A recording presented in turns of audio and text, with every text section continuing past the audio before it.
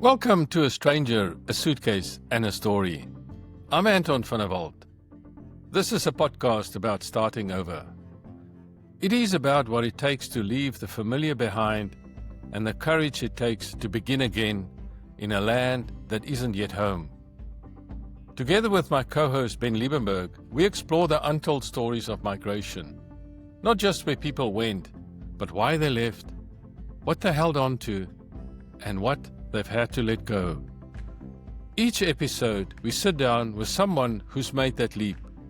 Someone who's left behind not just places, but languages, careers, communities, and sometimes even parts of themselves. They share what called them forward, what nearly held them back, and what they've come to understand about identity, belonging, and starting again. Produced in partnership with Southern Crossings, a community for South Africans forging new lives in Australia, this podcast is a place to feel seen, heard, and understood. Because this isn't just about visas or paperwork. It's about identity, loss, hope, and the quiet strength it takes to rebuild a life piece by piece. So wherever you are on your journey, arriving, settling, or still thinking about it, welcome. This is where stories connect us all. Good morning, ladies and gentlemen. This information to customers travelling on the land airways. Flight LA 800 approach Qantas 321 service to Auckland and Santiago.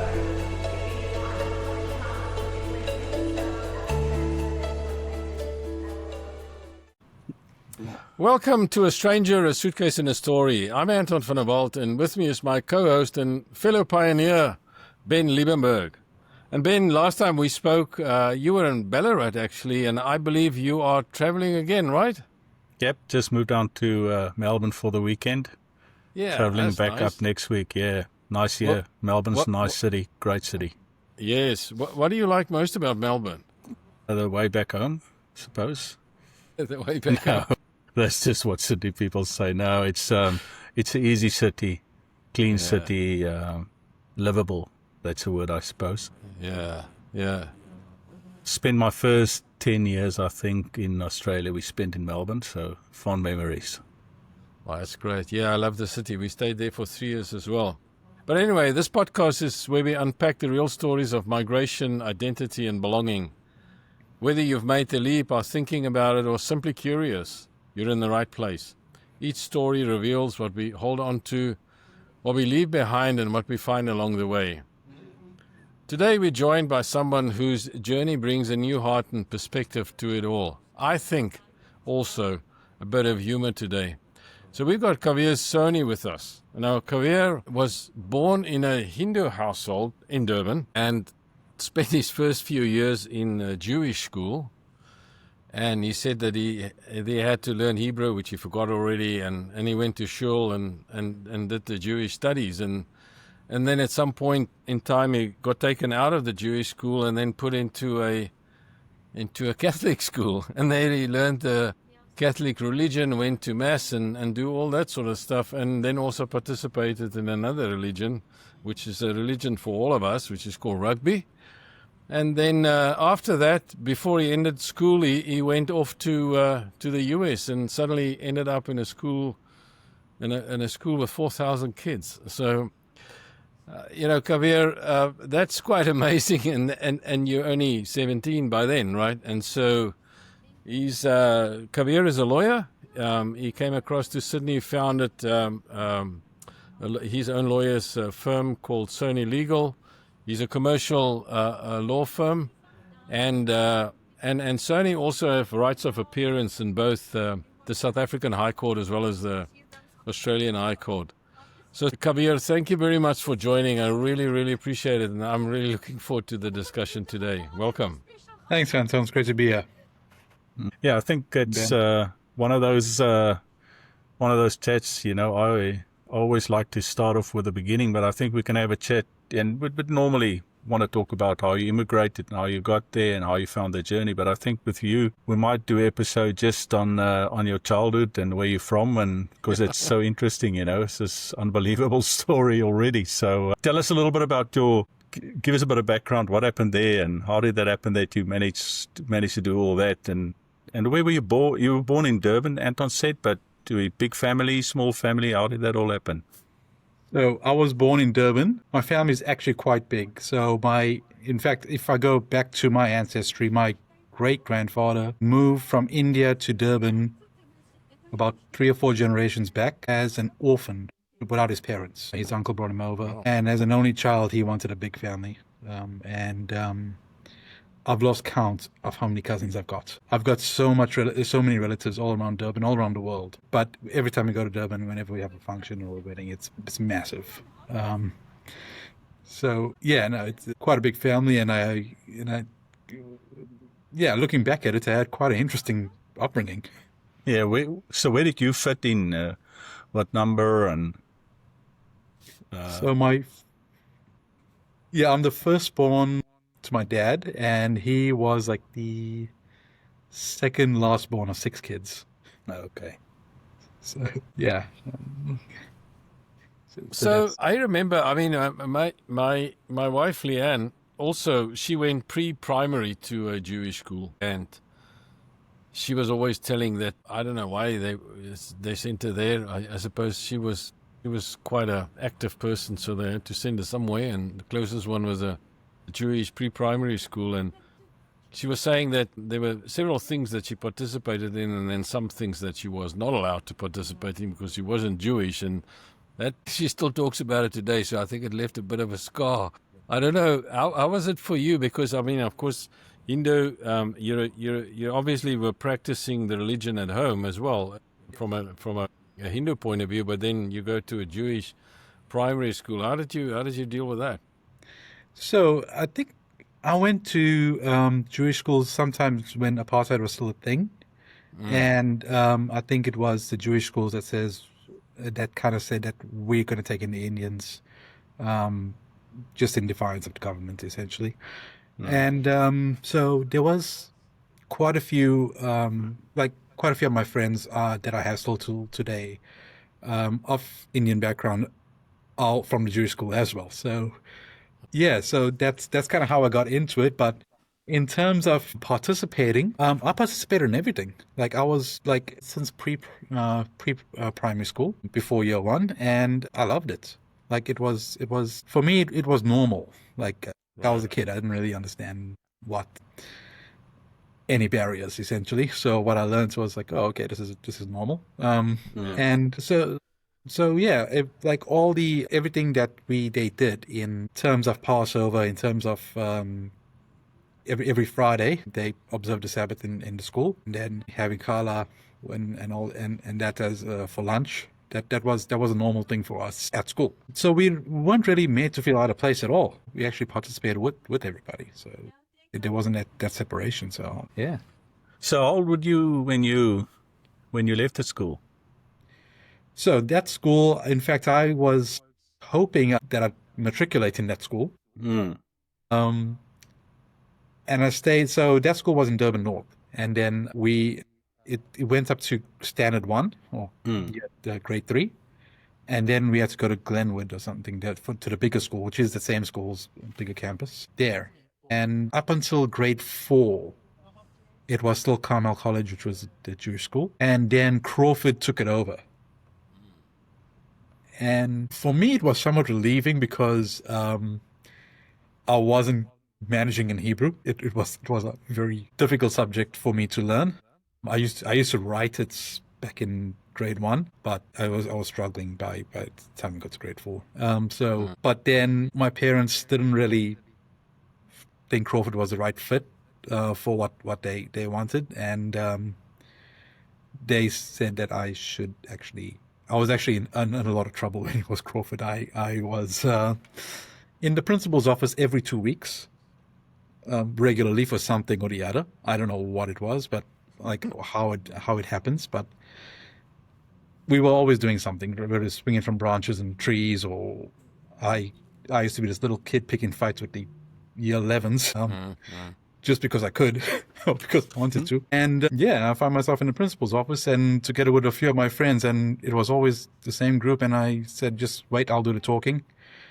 And every time I did the talking, they're like, oh, come on, it can't be us like that did that.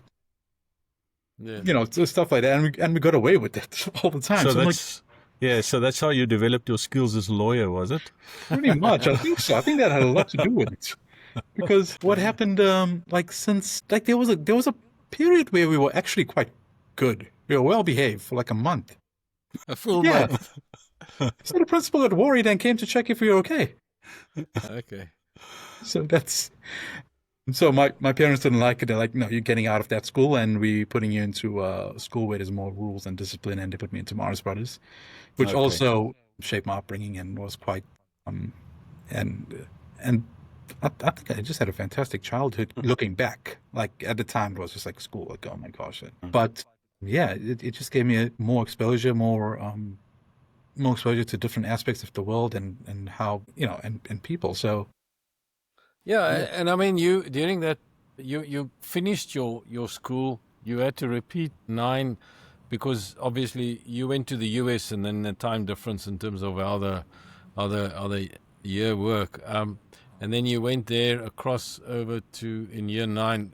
That was obviously with you. Did your father then, or your family go across for work there, or how did that work? So interestingly, my parents.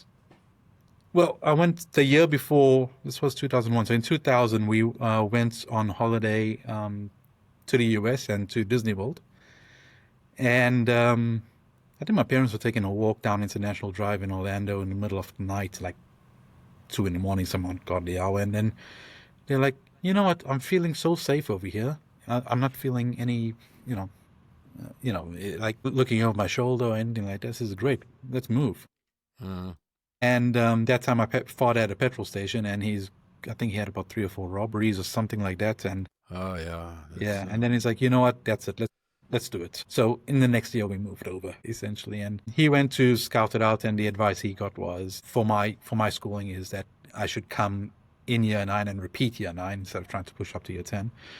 Because their high school starts at year 9, they don't have a full curriculum of Okay. subjects, and then I can graduate properly. So that worked out well. So I did year 9 in South Africa or grade 9 in South Africa from January to August, and then restarted in August to June, the following year. So that must have been your first experience, if I think about it now. I mean, going from South Africa to the US in a school of 4,000 kids, right?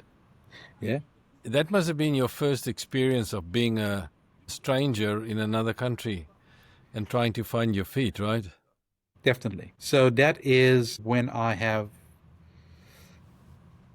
When I went there, I was given the option of going to a private school there, which had school uniforms and the like, or we went to the public school, and the public school had no school uniforms and a lot of good looking girls. So I was like, maybe I should go to the public school. And it's just so yeah, that was the subliminal reason, and also because they had no school uniforms, they dressed quite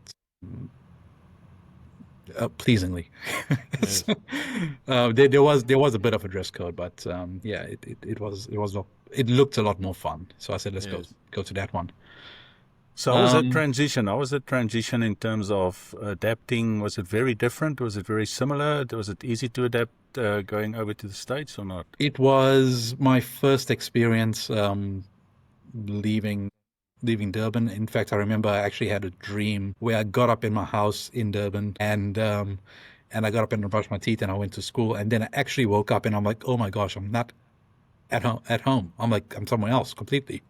And I realized I'm never going back to that house. It's gone. It's sold. And that was like when it kind of hit me a little bit emotionally. And then I was like, okay, get over this. You got to get to school. And yeah, but I think that kind of made me a little bit more resilient going there. And then it was a little bit more difficult in that you're going in high school where a lot of kids already went through middle school and they already have their friends and their friend circle, and you go into a place where in a sea of people. And nobody wants to talk to you because they all have their own cliques. And we just had to go and, like, it took me 2 weeks before anyone even acknowledged I existed and even said hello. So I was like, okay. So that must have prepared you for Australia, which we'll talk about a little bit later. Yeah, I think it did to a great extent. Yeah. But I think you came back, right? Was the idea from your dad in the beginning to migrate there permanently? And what happened? Why did you guys come back to South Africa?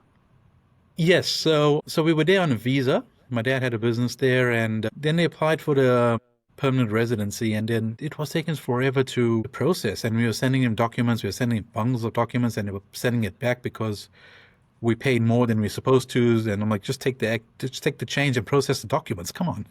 Yeah. So there were so many things that just there was no clear path to PR. Well, there was a path to PR, but it wasn't clear. And then my father was just by then fed up. He wanted to buy property, and he said, "No, I don't know what I'm going to do. Whether I can buy property or not buy property. Do I even have rights to stay longer?" And he's like, "But I'm a South African citizen. I can start buying property in Durban." And he went back and he bought his his properties over there and started building his property portfolio there. Okay. So- I wondered about that because it means it's not easy to get in there. I mean, you need to really jump through hoops to get all the paperwork and get everything and get accepted, isn't it?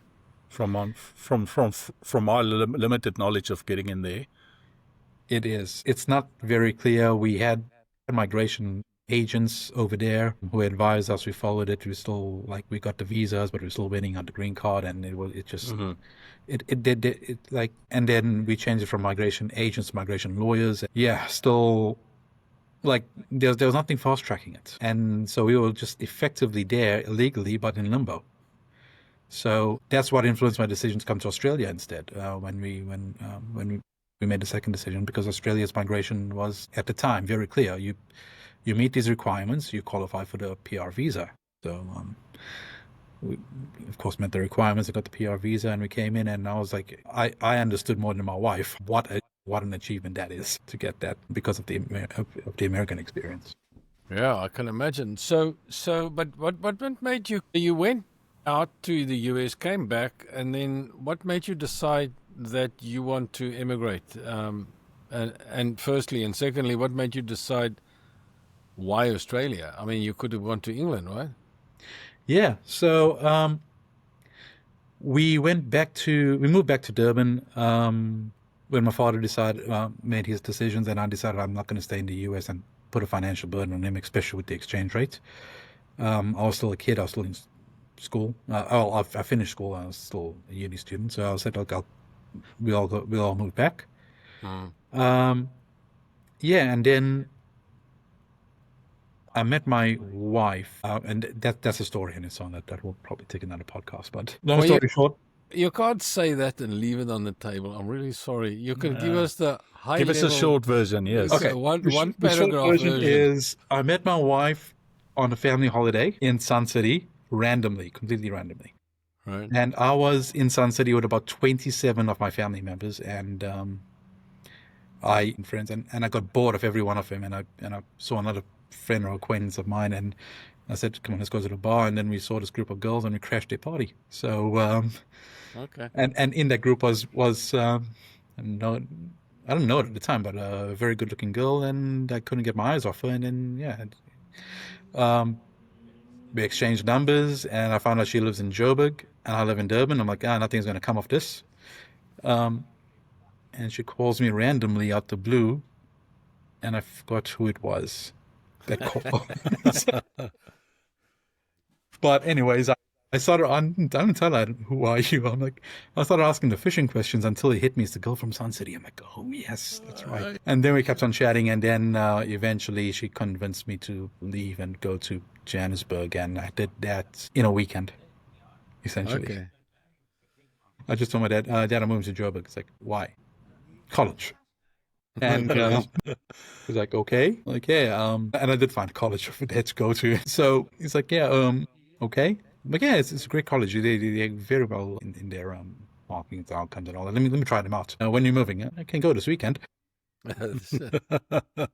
Yeah. Ended up moving to Joburg and lived in Joburg ever since, and ended up marrying the girl that I met there. And gosh, we lived together for a good She's going to come here. 2012 we were married, so in 2016 we left. So 6 years. No, Wow. Okay. no, 4 years. And then and then we decided, and then we moved to before we moved to Sydney. So sorry, we were married for 4 years in Joburg, and yeah. So But you yeah, let me stop you there for a sec. Otherwise, I don't want to go to Sydney yet. I've not traveled to Sydney yet. I'm still in South Africa. So you're a lawyer. So obviously you qualified yourself. You probably yes, got LLB. So yes. who did you do that through? And So what is your main interest in the from being a lawyer in terms of your main interest items or agendas that you're after as being a lawyer? I think I knew I was going to be a lawyer back in primary school.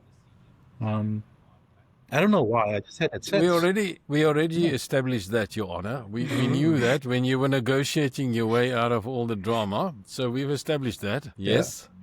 So I decided, look, let me do a BCom. So I did a BCom first, Yeah.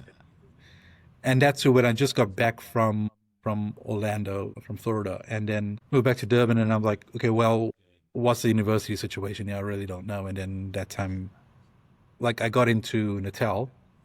I got the exemption and the bridging and all that. That was its own. I was like migrating back to South Africa and doing that, its own Wow. thing in a Mm, small way. mm. Um, but I was just hearing that UNISA is actually more internationally recognized, and I think I was like, well, okay, let me go with UNISA. And I'm like, cool, where's the campus? It's like, there is no campus. I was like, what? Yeah, there you So go. then I actually ended up signing up with UNISA and then going and taking lessons with the third-party service providers and getting the actual lecturing and education through them.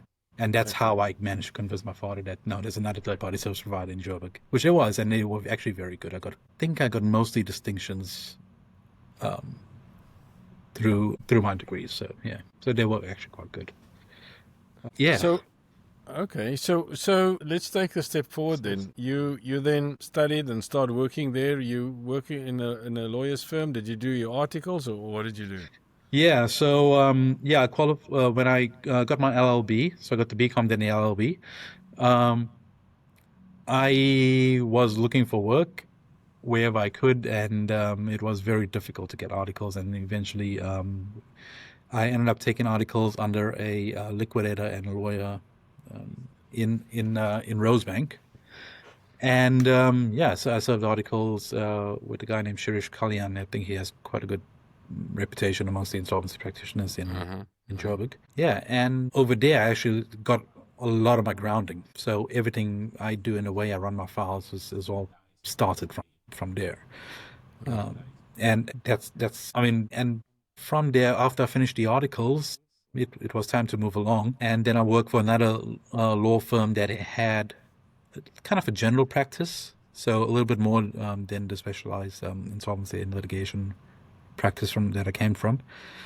And we tried a little bit of everything, criminal law, family law, and the like, but I wasn't the pay wasn't great at all in South Africa. The pay is not great. And when I mentioned that to any Australians, they just get a shock as to how much I got paid. I was like, well, it is what it is. And then I decided, look, the best thing for me to do is to open my own law firm. So I opened my own law firm in Norwood, in Joburg,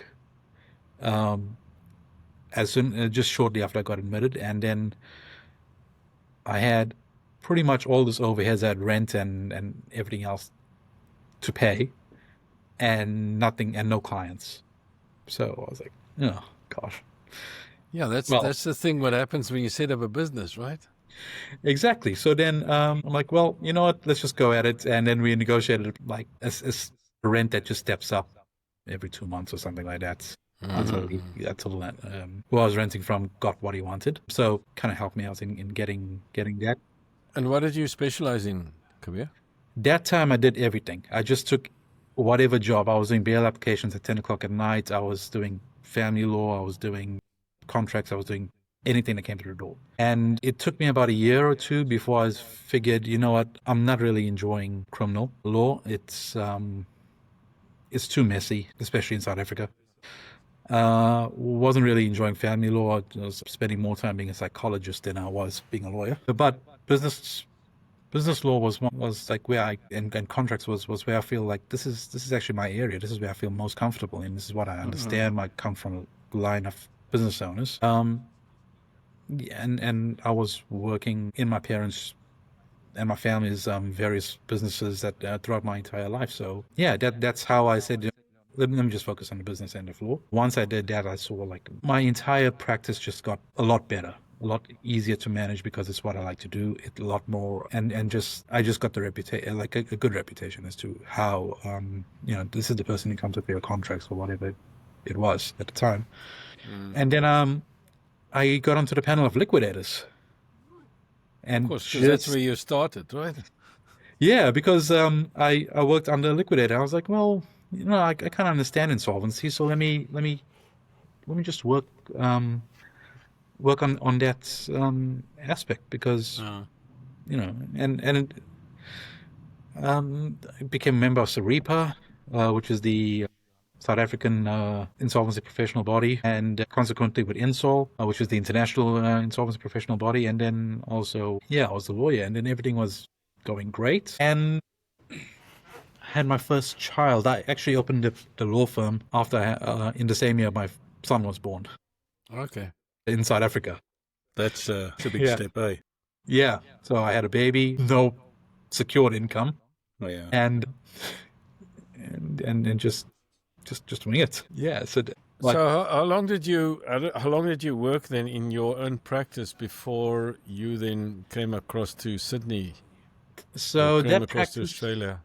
yeah, that practice started in 2013, middle of 2013, and then I moved to Australia at the beginning of 2016 and shut the practice down at the end of the financial year there, which was 28th February. So, about just over 2 years I had that my practice in South Africa, and I took advice from the person I serve articles on there. So what should I do with the practice? And he said, look, just focus on Australia and just shut it down in an orderly fashion, but shut it down properly. So I shut that practice down, and came back and did the move to Australia, which there was a year in which I was unemployed because I was still bridging. So, Right. yeah. So could you work during that year or not? No, I could work. It was just very difficult for me to find any work because one, I was not a lawyer here in Sydney or in Australia. But I'm like, okay, well, what about support work? What about a paralegal or legal secretary or something? Yeah. Like, no, you're overqualified for that. Is everything just check a box? Like, so I'm like, let me just focus on passing when I have to pass and get going. All right. Yeah. So you had to requalify and do all that stuff. So how did you enjoy working for yourself? I personally feel comfortable working for myself. Yeah. I don't mind spending time, like, I don't mind spending the late nights working on the business, and sometimes the late nights, the weekends, and whatever it takes to get it up and running and get it going and moving. So that's, I don't know. I don't know whether some people calls that a sucker for punishment or some people calls that ambition, but yeah. You definitely need to have it in you. Not everybody can do it. Yeah, it's not everybody that enjoy that kind of things. Yeah, I think you do have that in you or not. That's just my view. Yeah, no, thanks. I think so. I think I'd like to swing for the fences wherever I can. So tell us, I mean, it's quite important, this piece, because not everybody knows that. I know that medical doctors have to do certain things, or if you're a specialist, you can't just walk into Australia and specialize and, do what you have to do. So as a lawyer, it's not like you can walk in here and you're qualified in South Africa and you can practice law here, right? What do you have to do? So I came here in 2015 before we actually moved, and I went and did my research. And what I found is I had to take all my qualifications and like and get it assessed here in by the Legal Profession Admissions Board. So I gave them everything that when I got here, and they gave me the whole letter as to these are the we accepting pretty much every subject that you've done, and you just need to do on the academic side these three subjects, and on the practical legal training side you need to go for ethics. And I'm like, is that because I'm a South African you're sending me for ethics? Probably. Oh, very good. Well, they obviously said no. That's not the reason, right? No, I think they refused to answer. Okay. Yeah. Very good.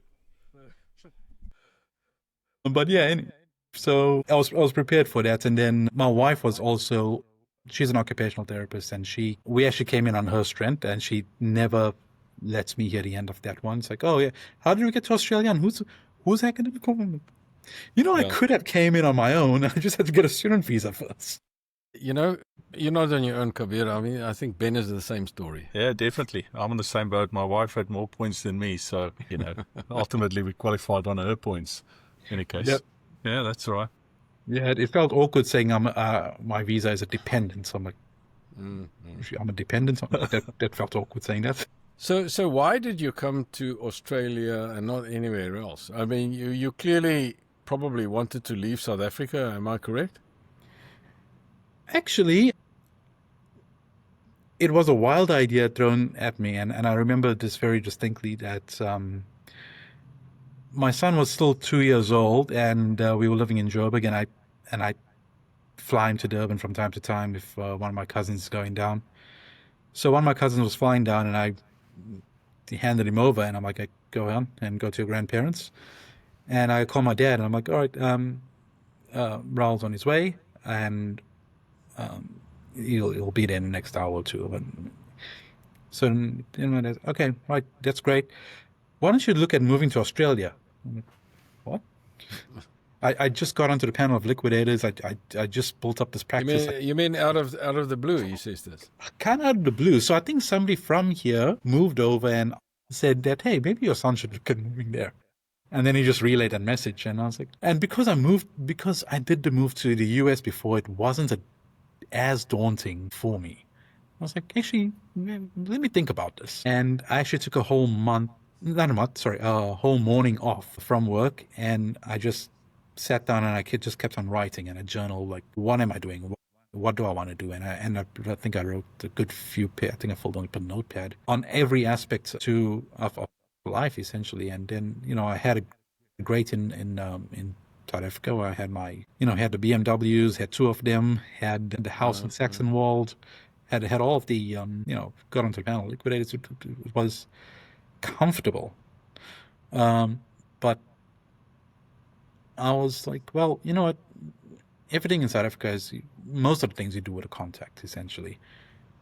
And do I want to raise my, and organically, what does I teach my kids, essentially? And my son was 2 years old back then. And I'm like, is there a future for him here where he can organically create his own opportunity? And essentially, I was like, well, not really, because, like, do I make this decision for the next 30 years and then we live comfortably, and then, if South Africa does go further pear-shaped, I'll be too old, and it'll be my children's problem whether they want to move or not. So, like, no, let's make this decision for the next 100 years plus, and let's get them the opportunity and do the move now. And where do we move? And so Australia was put in my head at the get-go. But I considered Canada and the UK and America, and then just because I knew how difficult it was just to get through the bureaucracy and the paperwork in America. I mean, I would love to, but there's no certainty, and I'm not going to do that with absolutely no certainty. Canada was vetoed by my wife immediately. She's like, nope, there's no way we're going to get any. There's no way you're putting me into a cold climate.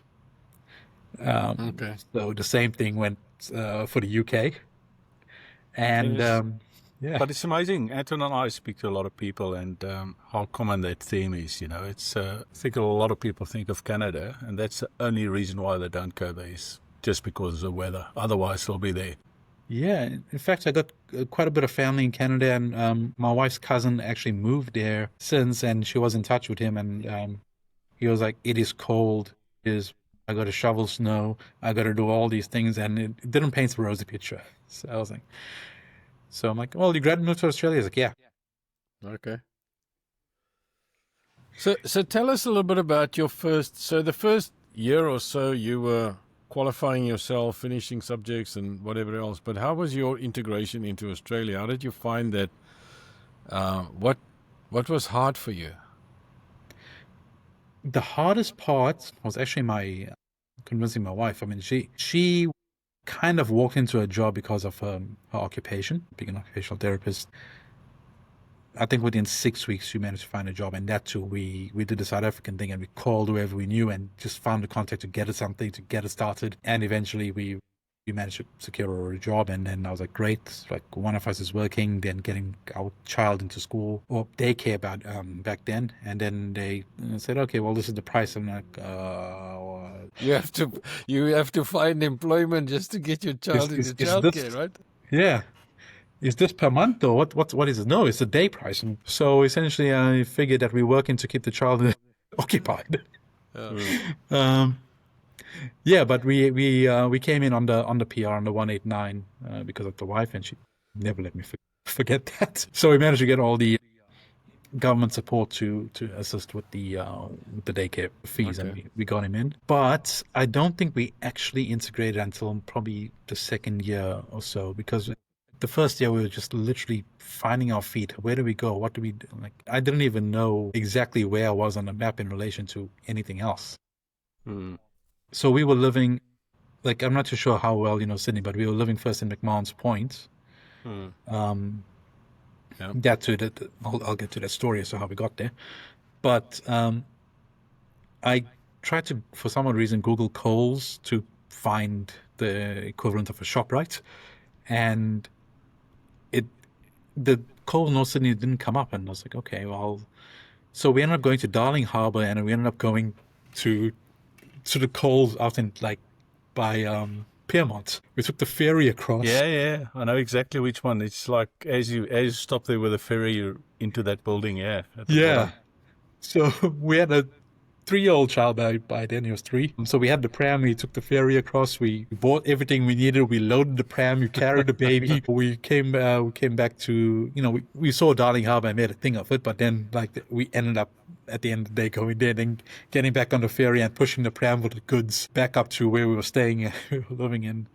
Like, it's got to be something. And it turns out there was a Coles just up the road from us. I was like, Yeah, okay. it would be. I don't know how it didn't come up. Anyway, it's a good story. So yeah, when I say we were finding our feet, I'm like, it was, Mm. yeah, it got to those kind of stages. And it was also quite difficult, especially for my wife, because my wife was an only child. Because she was an only child, the parents wasn't really keen on her leaving, and she's been living in Johannesburg her entire life, essentially. So there was a lot of emotional blackmail thrown into the mix. And I'm like, just see the bigger picture. Just it's like we're looking generations down. We're not looking just for a good quick party here. It's like just But that's tough. I mean, that's tough. Hey, she it's came tough kicking and on- screaming. Yeah, and you can imagine from the other side as well, being an only child, it'll be tough on the parents as well. It was like I guess when people look from the outside in, they think it's all rosy and, oh well, now you're earning Australian dollars is 12 to 1 in terms of rands and all that, which is nice, which is right, and it's great, but it's not easy. It's like doing the move itself has so many of its own challenges, and it's like we had so many personal challenges in 2016 when we moved from when we landed, but just say up to about 2 weeks or a week before, I didn't know where on earth we were going to stay in Sydney. I knew we were coming to Sydney Airport in March, and I don't know which direction to head from there. Like we had all our bags and everything wrapped up, and then where we thought we were going to stay, we got a phone call to say, look, they got a few things going on. We're like, we're not going to bother you. Don't worry about it. Before they, so we're like, okay. And then I called one of my relatives who lives here, and he lives in McMahon's Point, with his apartment, 2-bedroom. Yeah, in a 2-bedroom. And he's like, look, you can stay in my 2nd bedroom, but like, and just get on your feet, but please do it quickly, essentially. um, so I'm actually very grateful to this day, because that just gave us a platform to land on. Yeah, I wanted to know. I mean, it must be hard coming and you don't know anybody. At least there was somebody that you knew, right? And that helped you a little bit in the beginning. Yeah, so there's a relative of mine, and I probably didn't like. I hardly like we close, but we're not like so close that like I chat with him every week. Like you would take your 2nd bedroom, right? Yeah, but then he's like, you know what, your family just come in, find your feet, and yeah, and then we didn't know what to do or where to go, so we ended up finding a 1-bedroom apartment in McMahon's Point for the 3 of us to rent, and we said, okay, let's get a 3-month lease, and it turns out it was there was a little double bed, not even a queen bed, in that apartment, and there was 3 of us, so we had a little mattress on the floor for my son. Yeah, and then just worked it up from there. Actually, I ended up staying there for a good few years. Yeah, It's a nice spot, though. it's a beautiful spot. You say you stayed there for a good few years. I'm sure not in the same double bed, right? We stayed in the same double bed until 2017, 2018. Wow, yeah. Wow, Because so, yeah. like we knew our cash flow. This is how it's working. This is, we got into a comfortable rhythm, and then So I'm going to stop you here. So you come from 2 BMWs, big house, your own firm. well, you've it's townhouse, so Well, whatever. I mean, compared to a 1-bedroom, right? Okay. So you just, yeah. but you come from that and you move into essentially a double bed, small place, trying to find your feet. Were there times and days that you said, oh my goodness, this is just too hard? Or how did you guys feel about it? I mean, your wife was already, it was hard for her to come across, right? And so, My wife, if I said we're going to Joburg, she would jump on the plane immediately. But for me, no, I never felt, oh my goodness, it's too hard. I just said, no, we've decided on this, we need to persevere. no, but you were doing nothing. You were just studying. Come here.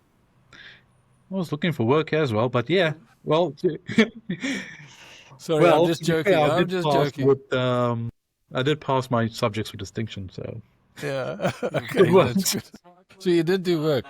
Yeah, so I can imagine, because it's not easy. And so how did you get over that? What was the things that you told each other?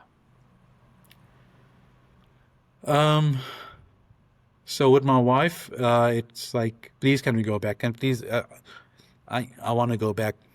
I left my family behind. And for me, I'm like, it was hard. I was just being stubborn about it. I was like, no, just stay here. Just get going. Let's just get the papers. Let's get the citizenship, and let's see and then we can decide from there. And but I think we should actually stay here and actually build something here. I mean, and I get it. She was very upset about leaving her parents and leaving what was her routine, and because it's her routine, it was comfortable to do something completely well and truly out of comfort zone. And the stress got to a severe level. I can imagine. Yeah. So in 2016, we actually found out we were pregnant, and we were about 12 weeks in. We had the scan, everything was good. Then we went to Royal North Shore for another scan and a follow-up, and they couldn't find the fetus. And sure. when they Sorry did, to hear that. yeah, thanks. There was no heartbeat when they did, so we lost we had a miscarriage in that first year. So that first year was very rough. So yeah, my wife was devastated. I guess the one good thing that did come from that is I managed to get her parents to drop everything, get on the plane, and come over. And then when they came over, they actually saw the place. And once they saw the place, they're like, okay, this is actually not it's a nice place. I mean, there are nice Australians, they said, yes. Yeah, well, they still live there in Joburg, but they managed to see what it is I was talking about when I said it's a different lifestyle, life altogether. And So did the conversation then change a little bit? Because I sense that, it was difficult for your wife to come. I mean, then you had a real tragedy.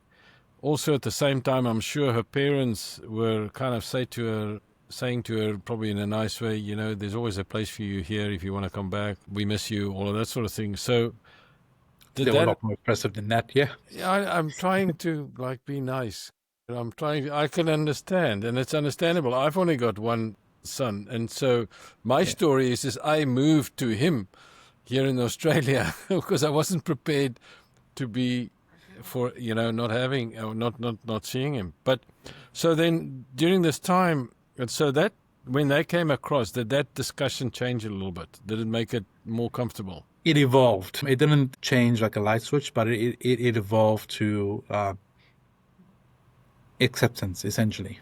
Like it evolved like, okay, look, I get it, I can see it, but you can still come back to job again. Like, you know what? No, we actually building something here, so let's. So at what point did your wife because you're still here? I'm talking to you, and you're in Sydney, right? Yeah. And so at what point did the things change a little bit where you sort of felt more comfortable, your wife felt more comfortable, or did it happen? Yeah, I guess we actually felt a lot more settled about 2 years in, and everyone says 2 years in. I'm like, yeah, but there's something to it. Like 2 years in, we actually felt more settled. We got into a routine, got into a rhythm. I was working again. My child had his education, and everyone was kind of settled. And then once we get into your routine and rhythm, then everything starts to feel a little bit more easier and palatable. Yeah, so. So at that stage, were you working for somebody, or were you on your own already? Funny enough, I was working for no pay. I was working just to put things on the CV so I can get a job that actually paid Wow. quite well. Okay. Because I was qualified in South Africa, and I put my CV out there. They were, and I ran my own business over there. So how do you verify that? Essentially, it was difficult for me to find paid work, so I had to put a few things on the CV. So I worked for various law firms just to get something up there. Under the PLT, which is the training thing. But once I did, eventually I got a job at a smaller firm. But I always wanted to get back to where I left off, and that was in about 2018. May 2018, we were expecting our daughter, and she was born in July, and I started a firm, Soni Legal. I went to the law society, and I'm like, just please give me the permission to open up the firm. Here's all my trust account orders from Johannesburg. Everything is clean. Here's all my references, whatever it is. And they gave me the permission to go ahead and they gave me so there's tiers of practicing certificates, and they allow me to get the principal's practicing certificate. So I had to do the mandatory courses in order to get it. But once I did, I'm like, great, now I can start up. And the difference is Joburg, I had a network to start from. Sydney, I had no network. So I had to cold call people. I had to target my clients and just get the coffee date, essentially, and tell them who I am, and just give me something, give me some work. And then eventually some things came, and then they saw the quality of the work, and they're like, yeah, okay, no, and it started to build up from there. So my daughter is now 7. The law firm is now 7. It's still running, so it's working. So you've been here almost 10 years now, right? 8, 9, 8. 10 years next year. And it's amazing when we speak to a lot of the people we speak to, they will tell you that it takes about 10 years to feel like you've more comfortable, things are working out, and I'm sure that's the same for you. Yeah, no, I definitely see, like, now we settled here, like, and I've noticed this also with my wife, because every time she said back home, she meant Joburg, over here. And we went recently to South Africa, and she was saying back home, and she was meaning Sydney. All right. And you then kept quiet, and you were just happy in your own heart, right? Yeah. So, I think you're right. There's like 2 years, there's a bit of a switch. But I think before you really get comfortable between 7 and 10 years, you just have to be patient. And that's just a lot of people I spoke to and my own experience, there is something about 2 years, but it's still work to do before you get to like the 7-10 years, and then it becomes you settle down. Yeah. And I think once you find your friends, you make friends Yeah. as you go along, and then that makes it a lot more easier. And So maybe just to, I want to wrap up this conversation. It's just flown past. Your story has got all the ingredients of a hero's journey, if I can put it that way. What would your advice be for people in your shoes, your type of shoes, to come across? What would you tell them to do? it all goes back to your mindset. The whole reason I'm talking to you from Sydney here today is because I just kept my mindset as, look at the bigger picture. What do I actually want? Am I willing to endure the pain now for the gain later? And just put your head down and do the work and endure it, because that's essentially what you're going to have to do. And do not expect a parallel shift from, I was in this position here in South Africa, I'm going to be in this position now, you're going to go like somewhere down here. Yeah, that's good advice. Yeah. And that takes time, it takes effort, it'll take a lot out of you, but it's all manageable on your mindset. If you say, look, by bigger picture, I'm heading there. Right, and hard work, right? A lot of hard work, and I guess it's the way you approach it. If you think, oh no, this is actually fun for some odd reason, then it'll be fun.